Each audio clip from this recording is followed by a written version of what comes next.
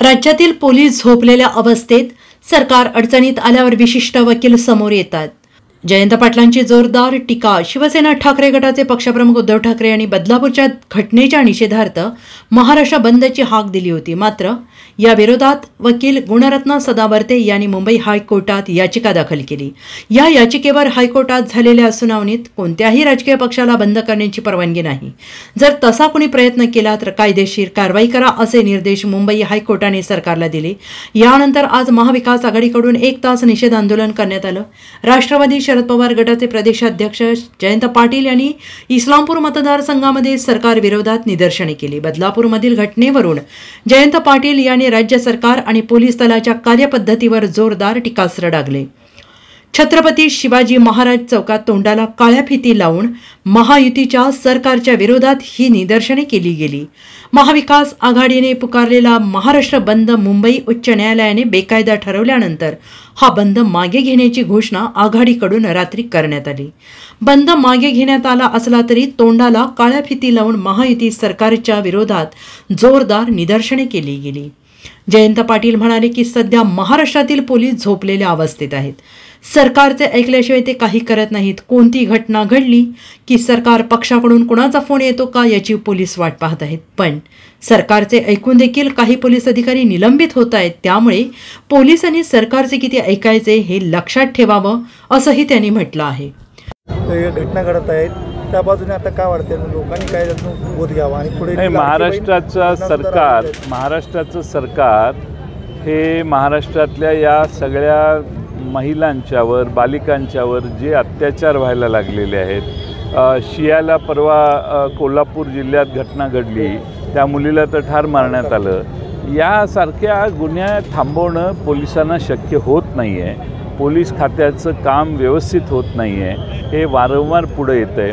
सरकारने महाराष्ट्रातली कायदा व सुव्यवस्था याच्यावर नियंत्रण ठेवण्यात सरकारला पूर्ण अपयश आलेलं दिसतंय आणि त्यात महाराष्ट्रातल्या महिला सुरक्षित नाहीत, हे वारंवार अधोरेखित होतं आहे। पोलिसांच्या आणि सरकारच्या नाकर्तेपणामुळं महिलांच्यावर प्रचंड अन्याय होत आहेत। महिलांच्यावरच्या अत्याचारांच्या घटना जवळपास दुपटीनं वाढलेल्या आहेत मागच्या 10 वर्षात। बालकांच्यावरच्या अत्याचाराच्या घटना तर तिप्पट वाढलेल्या आहेत। 14 सालाचं कंपेअर तुम्ही 2023 साली केलं तर। त्यामुळं आपली अधोगती या लॉ अँड ऑर्डरमध्ये झालेली आहे आणि सरकार त्याकडे दुर्लक्ष करतं आहे। जाहिराती त्यांनी काही योजना काढल्या आहेत, त्याच्यासाठी महिलांना बसेस पाठवणं, सरकारी तिजोरीतून कोट्यावधी रुपये जेवढे योजनेवर खर्च होत नाही त्यापेक्षा जास्त यांच्या समारंभावर पैसे खर्च व्हायला लागले आहेत। हे सरकारला कळते का, जनतेला कळते कशासाठी चाललं आहे आणि हे निवडणुकीवर डोळा ठेवून यांना आता दुसरं काही भान राहिलेलं नाही। सरकार जाणार आहे याची खात्री पटल्यामुळं आटापिटा करतायत आणि आपली लोकप्रियता टिकवण्याचा प्रयत्न करतात। त्यांच्या भूमिकेबद्दल काय मत आहे? मी त्यांची भूमिका ऐकलेली नाही। बदलापूरमध्ये जाऊन सहानुभूती दाखवली आणि थोड्या अंतरावर गेल्यानंतर एका ठिकाणी थांबून त्यांनी मेहंदी काढली। शरद पवार साहेबांनी सुद्धा त्यांच्यावर टीका केलेली आहे। मला माहीत नाही काय नक्की झालं। शक्ती कायदा व्हावा याबद्दल आपण शक्ती कायदा आमच्या सरकारने ऑलरेडी प्रपोज केलेला होता।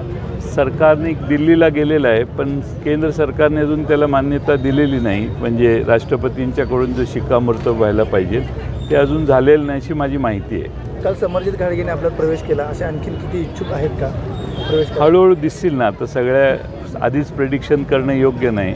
माणसांची मनं तयार झाली की ते निर्णय करतील। माहितीमध्ये लागले असल्यामुळे आपल्याकडं त्यांचा जो चालू आहे प्रकार, त्यामुळं आपल्याकडे प्रवेश नाही। जनमताचा रेटा प्रवाह हा सध्याच्या महायुतीच्या विरोधात आहे, हे लोकांच्या लक्षात यायला लागले आणि लोक सामान्य माणसांची भूमिका काय आहे त्याप्रमाणे हळूहळू नेते देखील ती भूमिका घेत आहेत।